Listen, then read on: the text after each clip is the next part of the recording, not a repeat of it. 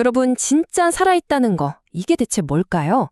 오늘은요, 바로 이 질문의 답을 정말 온몸으로 찾아 헤맸던 한 사람의 이야기를 통해서 그 의미를 한번 파헤쳐 보려고 합니다. 자, 한번 잠시만 떠올려 볼까요? 그게 언제였나요?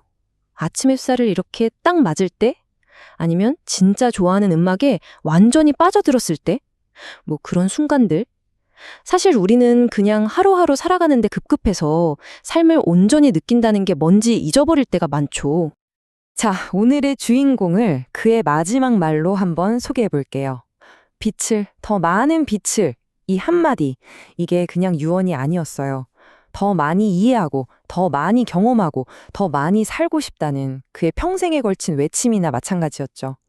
그의 이름은 바로 요한 볼프강 폰 괴테입니다. 자, 그럼 먼저 괴테의 그야말로 격동의 젊은 시절로 한번 들어가 보죠. 아주 강렬한 감정과 창조적인 에너지가 폭발하던 그런 시기였습니다. 사실 괴테의 출발은 완벽해 보였어요.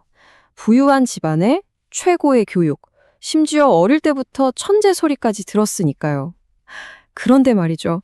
그의 젊은 영혼을 송두리째 뒤흔든 건 책 속의 지식이 아니었습니다. 바로 이룰 수 없는 사랑, 그리고 그로 인한 격렬한 감정의 소용돌이였죠. 23살의 괴테, 샤를로테 부프라는 여성에게 정말 걷잡을 수 없이 빠져들고 맙니다. 근데 문제가 뭐였냐면 그녀에게 이미 약혼자가 있었던 거죠. 여기에 설상가상으로 친한 친구마저 비슷한 이유로 스스로 목숨을 끊는 사건이 터져요. 그는 그야말로 깊은 절망의 나락으로 떨어졌습니다. 바로 여기서 정말 흥미로운 지점이 나옵니다. 그의 소설 속 주인공 베르테르는 절망 속에서 죽음을 선택하잖아요. 하지만 괴테 자신은 완전히 다른 길을 갑니다. 그는 단 4주 만에 자신의 모든 고통과 열망을 한 권의 소설에 미친 듯이 쏟아부어요. 말 그대로 글쓰기를 통해 스스로를 구원해낸 거죠. 젊은 베르테르의 슬픔은 그야말로 신드롬을 일으켰습니다. 유럽의 젊은이들이 이 책을 읽고 다 같이 울고 심지어 베르테르처럼 옷을 입고 다녔을 정도니까요. 괴테는 하루아침에 낭만적인 고뇌의 아이콘이 됐지만 정작 본인은 그 꼬리표에서 벗어나고 싶어 안달이 났습니다. 엄청난 성공이었지만 어쩌면 괴테에게 베르트르라는 이름은 족쇄처럼 느껴졌을지도 몰라요. 더 이상 감정의 폭풍을 속에서만 살고 싶진 않았던 거죠. 바로 여기서부터 그의 인생은 완전히 다른 방향으로 흘러가기 시작합니다. 혼돈에서 벗어나 조화를 찾아 나서는 그런 의식적인 탐색이 시작된 겁니다. 정말 놀라운 선택 아닌가요? 유럽 최고의 문학 스타가 갑자기 작은 공국의 행정가가 되다니요? 하지만 괴테는 그냥 머릿속 생각의 세계가 아니라 이 현실 세계가 어떻게 돌아가는지를 직접 몸으로 부딪혀서 이해하고 싶었던 거예요. 이 경험을 통해서 그는 인간 사회의 복잡한 면면을 배우게 됩니다.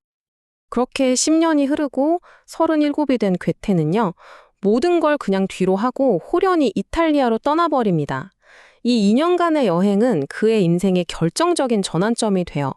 고대 유적들, 르네상스 예술, 지중해의 눈부신 자연 속에서 그는 완전히 새로운 자기 자신을 발견하게 된 거죠. 바로 이 이탈리아 여행을 기점으로 괴테 사상의 무게중심이 완전히 이동합니다. 주체할 수 없는 감정, 개인의 고뇌에 집중했던 젊은 시절의 낭만주의에서 벗어나서 보편적인 균형과 조화를 추구하는 성숙한 고전주의로 나아간 거죠. 말 그대로 이탈리아가 그를 다시 태어나게 한 셈입니다.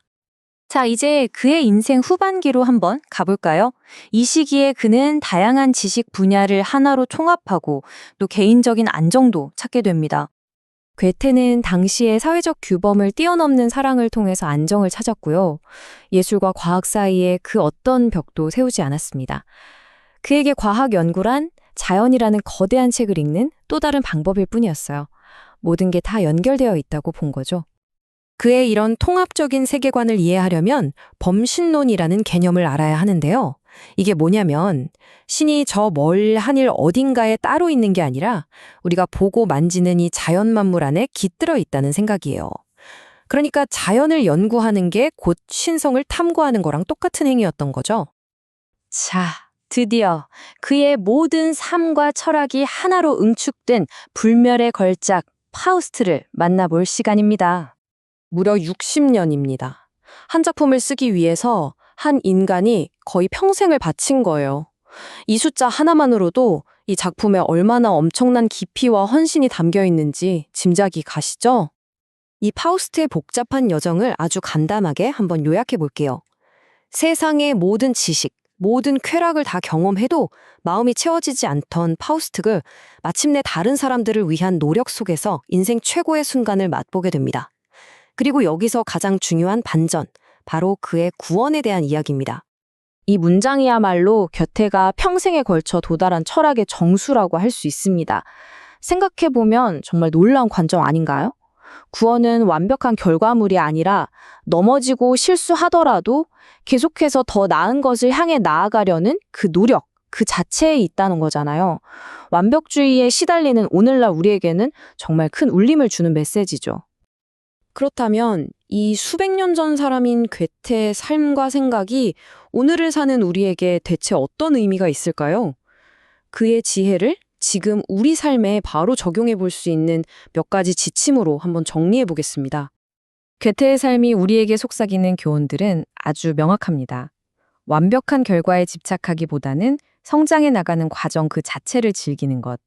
힘든 시기를 그냥 흘려보내는 게 아니라 창조의 에너지로 바꿔보는 것. 그리고 일과 휴식, 이성과 감정 사이에서 나만의 균형을 찾고 무엇보다도 나이와 상관없이 배움과 성장을 절대로 멈추지 않는 것. 바로 이런 것들이죠. 어쩌면 이 말이 괴테가 우리에게 남긴 가장 따뜻한 조언일지도 모르겠습니다.